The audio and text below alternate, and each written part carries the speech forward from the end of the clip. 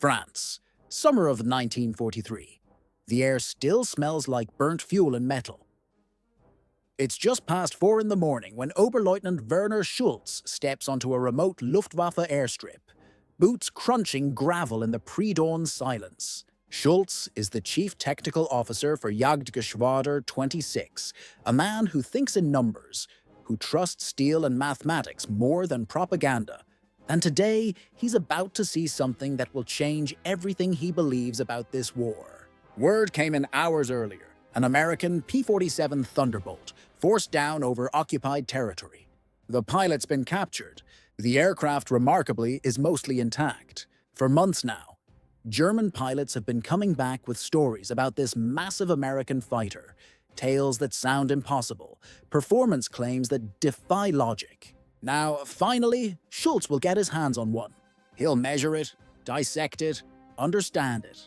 This should be a moment of triumph. Intelligence gold, sitting on a French runway in the early morning fog. But as Schulz approaches the captured fighter, his first thought is the same as every German pilot who's ever seen one of these things. It's grotesque, obscenely fat, a flying milk bottle, bloated and awkward, squatting on the tarmac, like it has no business being in the sky at all. The fuselage is enormous, wrapped around a radial engine that bulges like a tumor.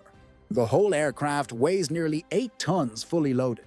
8 tons. Germany's frontline fighter, the Focke-Wulf 190, weighs about 4.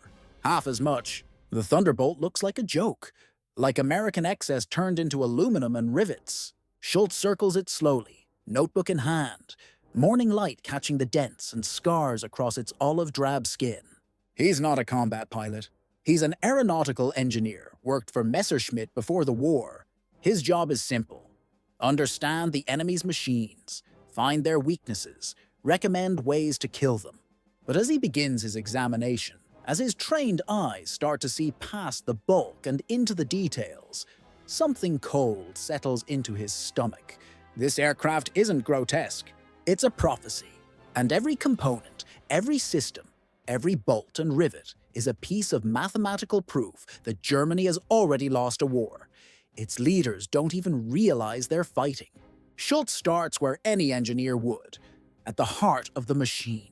His team removes the engine cowling, and for a long moment, nobody speaks.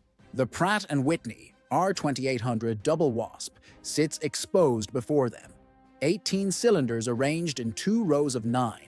A radial configuration that explains the Thunderbolt's bulging profile. But it's not the size that stops Schulz cold. It's the quality. Every component is machined to tolerances that German factories are struggling to maintain. Tolerances that used to be standard, but are now slipping as experienced workers disappear into the Eastern Front or the Reich's labor camps. The cylinders are uniform, perfectly balanced, each one identical to the last. The crankshaft is a masterpiece of metallurgy, the kind of precision work that takes time, resources, and an industrial base operating without desperation. Schulz pulls out his notebook, fingers moving across the page as he calculates displacement, compression ratios, thermal efficiency. Based on what he's seeing, this engine is producing at least 2,000 horsepower, maybe more when you factor in the turbo-supercharger system he can already see snaking through the fuselage. 2,000 horsepower. The BMW 801 radial engine that powers the Focke-Wulf 190 produces about 1,700 horsepower at maximum output. And that's pushing German engine technology to its absolute breaking point.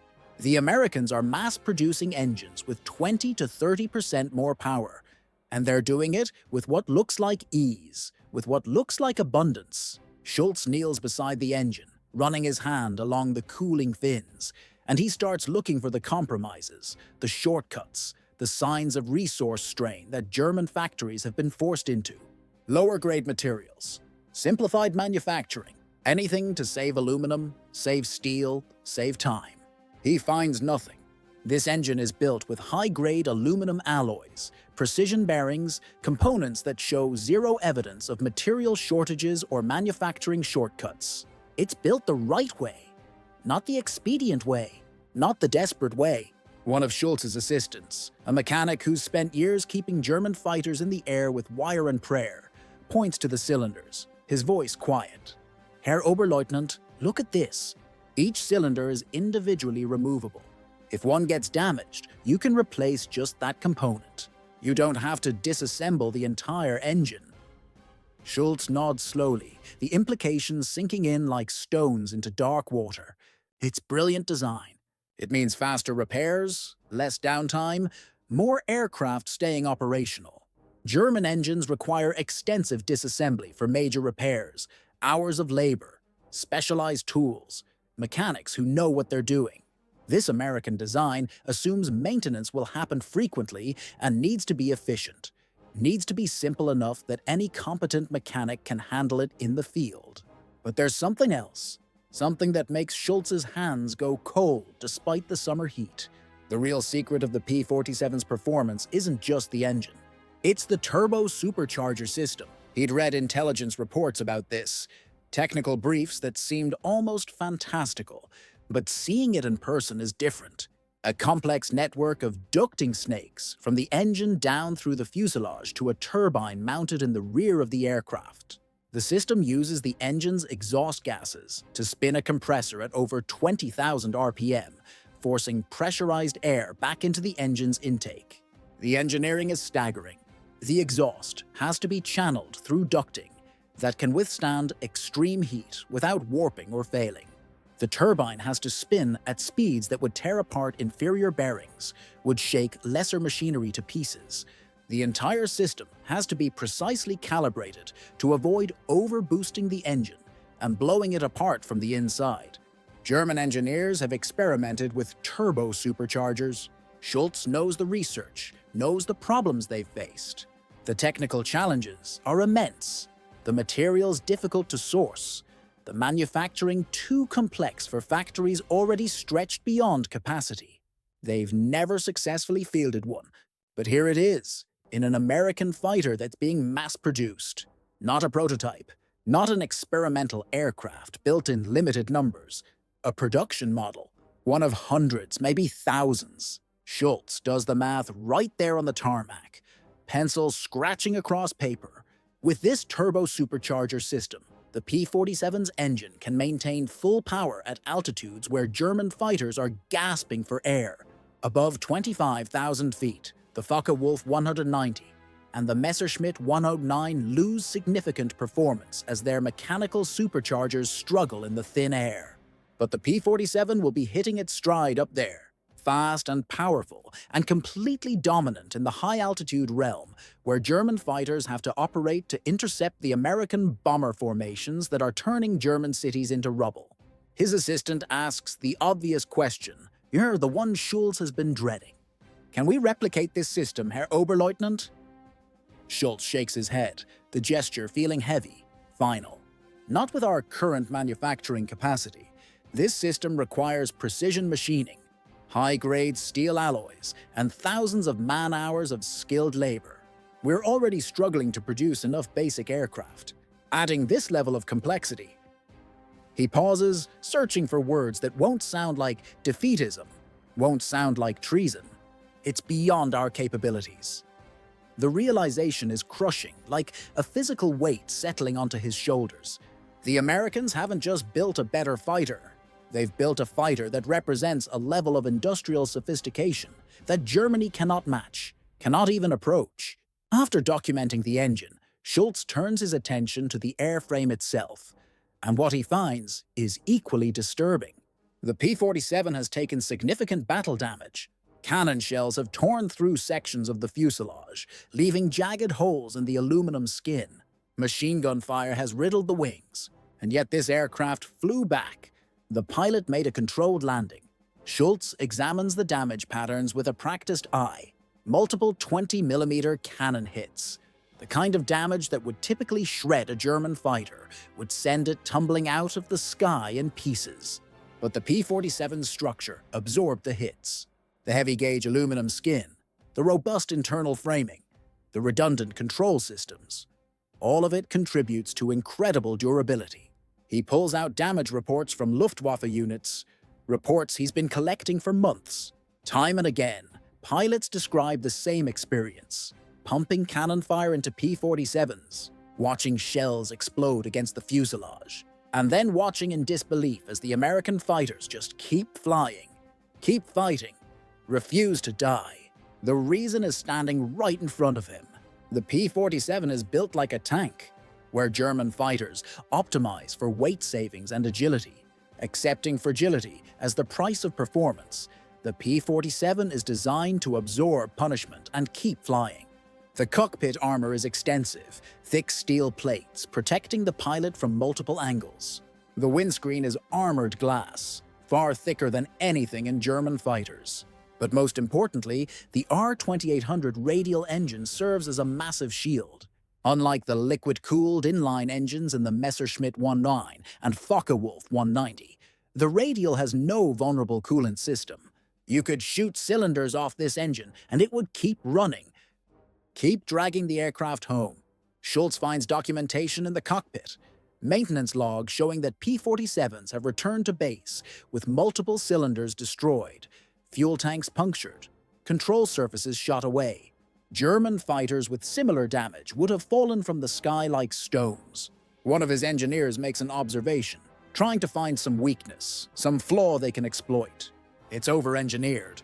They've added weight for durability that could have been used for performance. Schultz nods, but there's no comfort in the observation. Yes, but they can afford to. They have engines powerful enough to carry the extra weight. We don't. We have to optimize for weight because we lack the engine power to overcome it. It's a fundamental difference in design philosophy, and it tells a story that Schultz is beginning to understand with terrible clarity. Germany builds aircraft at the edge of what's technically possible, squeezing every ounce of performance from limited resources, accepting compromises because there's no choice. America builds aircraft with massive safety margins, compensating for any inefficiencies with brute force, with overwhelming power. And brutally, horrifyingly, the American approach is working better. Schultz moves to the armament next, and his heart sinks even further. 8 Browning M2 50 caliber machine guns, 4 mounted in each wing. He starts calculating, the numbers piling up like an indictment. Each gun carries approximately 400 rounds of ammunition. Total ammunition load, 3,200 rounds. Rate of fire for all 8 guns combined, over 100 rounds per second. The firepower is devastating. A 1-second burst would put 100 heavy slugs into a target. A 2-second burst, which is typical for a firing pass, would launch 200 rounds downrange. German fighters typically carry 2 or 4 machine guns plus 1 or 2 cannons. Total firepower is less, and ammunition is more limited. A Messerschmitt 109 might have 60 rounds for its cannon, 500 for its machine guns. Once that's expended, the pilot has no choice but to return to base. The P-47 pilot can fire almost continuously for 30 seconds. In practice, that means multiple long bursts across several engagements before running out of ammunition. But it's not just the quantity. Schultz examines the 50 caliber rounds themselves, hefting one in his hand, feeling the weight. They're heavy, high-velocity projectiles that can punch through armor and structural components with ease. He's read reports from pilots describing the effect of P-47 fire as a wall of lead. Now he understands why. With 8 guns converging at a focal point, anything caught in that cone of fire would be shredded. German aircraft, with their lightweight construction and limited armor, would disintegrate under this kind of firepower. A P-47 doesn't need to be precise. It just needs to get the target generally in front of it and pull the trigger. The math is simple and brutal. Schultz makes notes, his handwriting steady despite the weight of what he's writing. Recommendation: avoid head-on engagements with P-47. Probability of surviving return fire: minimal. As Schultz compiles his technical report over the following days, he begins to see a pattern that goes far beyond any single component, any single system. Every part of the P-47 speaks to an underlying industrial capacity that is staggering, almost incomprehensible. The engine requires precision machining and high-grade alloys. The turbo-supercharger requires advanced metallurgy and manufacturing expertise. The airframe requires massive amounts of aluminum. The armament requires a functioning ammunition production industry capable of producing millions of rounds. Any one of these components would strain German industry at this stage of the war. The P-47 has all of them, integrated into a single aircraft, and it's being mass-produced. Schultz requests production data from intelligence sources, and what comes back is soul-crushing. Republic Aviation is building P-47s at a rate that seems physically impossible. By late 1943, they're producing over 500 aircraft per month. Plans call for ramping up to 600, 700, even 800 per month by 1944. For comparison, German factories are struggling to produce 300 to 400 single-engine fighters per month total, across all types, and German production is constantly disrupted by Allied bombing raids, by material shortages, by the chaos of a war that's slowly consuming the Reich from every direction. But the numbers get worse, so much worse. The R-2800 engine isn't just used in the P-47, it powers multiple American aircraft types. Total production of R-2800 engines will exceed 125,000 units during the war. 125,000 of these 2,000 horsepower engines. Germany's entire production of aircraft engines for all types across the entire war will be roughly 250,000 units, and most of them are significantly less powerful. The Americans are building more of a single advanced engine type than Germany can produce total engines. The disparity isn't just significant, it's incomprehensible. It's the kind of number that makes Schultz sit at his desk in the evening, staring at the figures, running the calculations again, because surely he must have made an error somewhere. But the numbers don't change. American aircraft production for 1943 is projected to exceed 85,000 aircraft. German production will be about 25,000, a ratio of more than 3 to 1. But it's worse than a simple ratio suggests, because American aircraft are on average heavier and more complex. A single B-17 bomber requires more aluminum and man-hours than 3 Messerschmitt 109 fighters.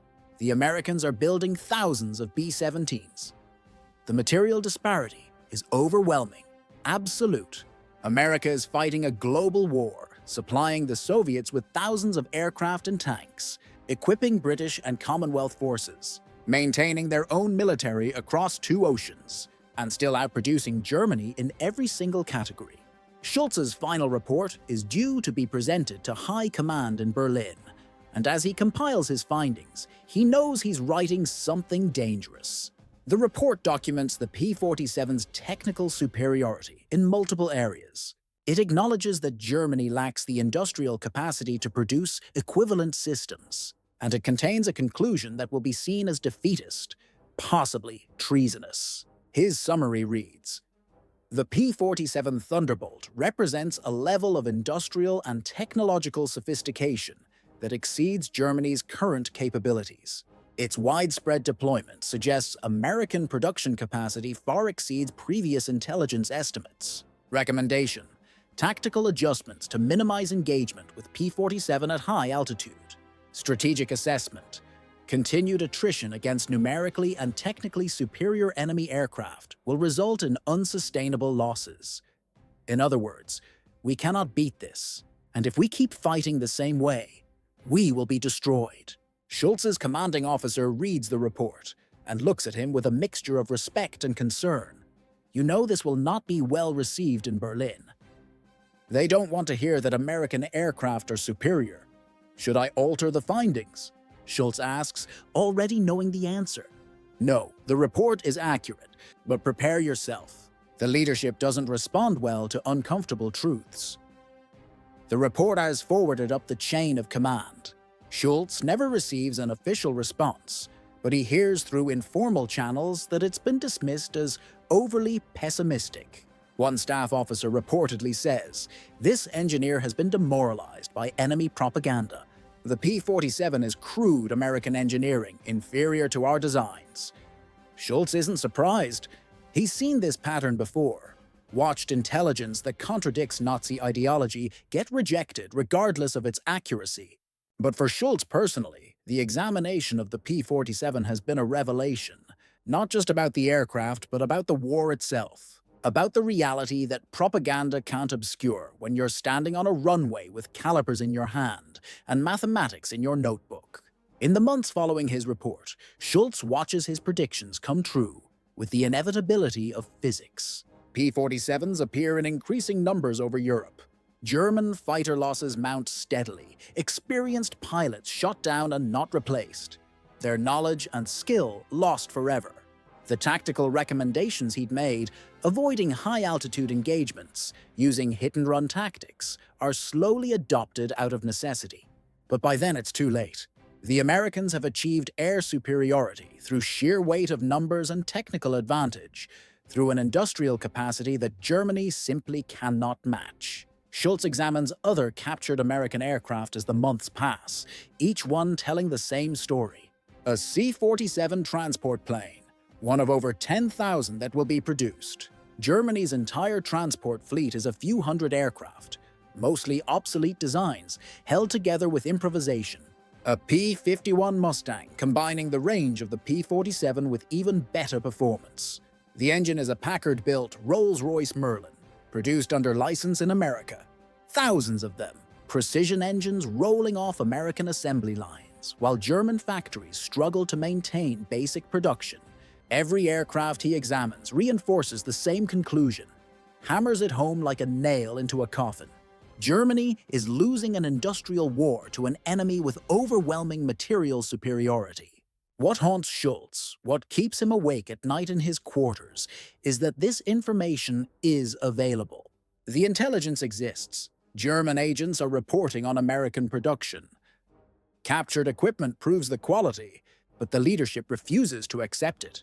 Or more accurately, they accept the facts but believe that German will and superior tactics can overcome material disadvantage, that ideology can somehow defeat mathematics. Schultz was trained as an engineer. He believes in numbers, in mathematics, in physical reality. And the physical reality is undeniable, inescapable. Germany is being buried under an avalanche of American steel. After the war, when production figures are declassified and the full scope of American industrial mobilization becomes clear, Schultz learns that his estimates were actually conservative. He'd underestimated American capacity. Total American aircraft production from 1940 to 1945, over 300,000 aircraft. German production in the same period, approximately 94,000.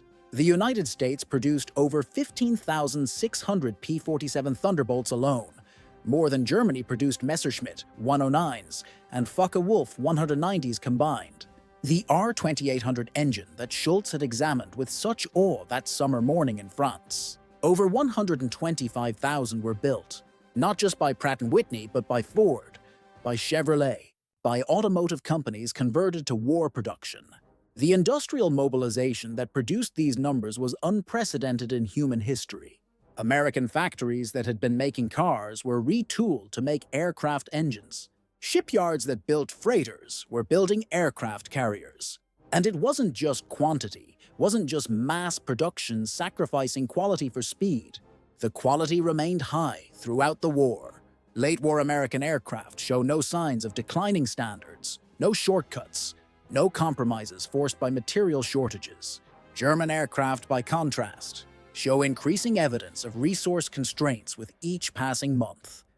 Lower-grade materials, simplified construction, quality control issues as experienced workers are drafted and replaced by forced labor and prisoners. Schultz survives the war and finds himself being interrogated by American technical intelligence officers in 1945. They're particularly interested in his 1943 report on the P-47, the one that was filed away and forgotten. Did you really conclude from examining one aircraft that Germany would lose the war? An American officer asks, genuine curiosity in his voice. Schultz thinks for a moment before answering, choosing his words carefully. I concluded that Germany could not win an industrial war against America. The P-47 was evidence of a production capacity we couldn't match. Every component, every system required resources and manufacturing capability that exceeded Germany's total capacity. "But you were just one engineer," the American says. "Surely others reached the same conclusion." "Many did," Schultz replies. But in the Third Reich, stating inconvenient truths was dangerous. Better to remain silent than to be accused of defeatism. The American officer nods, pulling out a folder. "We found your report in captured German files. It was marked, filed, no action required. Did that surprise you?" Schultz laughs. "But there's no humor in it, only bitter recognition." "No, I expected it. The Nazi leadership didn't want intelligence. They wanted validation of what they already believed. When reality contradicted ideology, reality was dismissed." The story of Werner Schultz and the captured P-47 is a microcosm of Germany's strategic failure, a small moment that contains the entire tragedy. A trained engineer examined enemy equipment, reached an accurate conclusion about Germany's industrial disadvantage, and was ignored.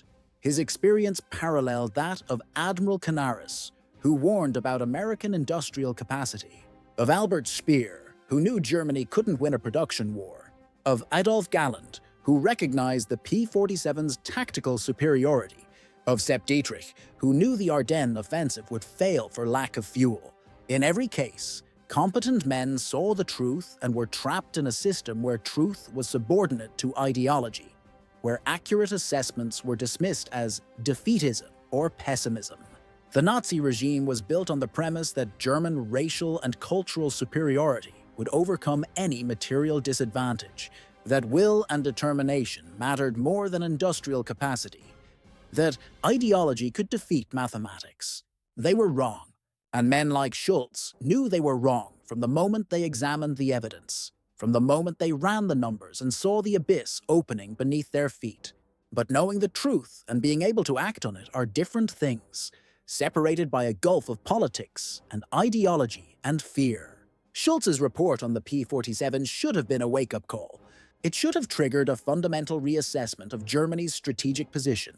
Instead, it was filed away and forgotten. One more piece of inconvenient truth buried under layers of propaganda. The P-47 went on to become one of the most produced fighters of World War II. Over 15,600 were built. They destroyed thousands of German aircraft. They supported the invasion of Europe. They helped achieve the air superiority that made Germany's defeat inevitable. And it all started with one engineer standing on a French airstrip in the summer of 1943. Examining one captured aircraft and realizing that his nation had already lost a war they didn't know they were fighting. Not a war of soldiers or tactics or courage, but a war of factories and resources. A war of industrial capacity and raw materials. A war where the side with more oil, more aluminum, more steel, and more manufacturing capability would inevitably win. America had all of those things in abundance, in numbers that seemed almost fantastical. Germany had none of them, and all the ideology in the world couldn't change that cold mathematical reality. The guns would fall silent eventually, but the numbers never lied. And Werner Schultz had seen the truth written in steel and aluminum on a foggy morning in occupied France, had held it in his hands and measured it with calipers, and nothing would ever be the same.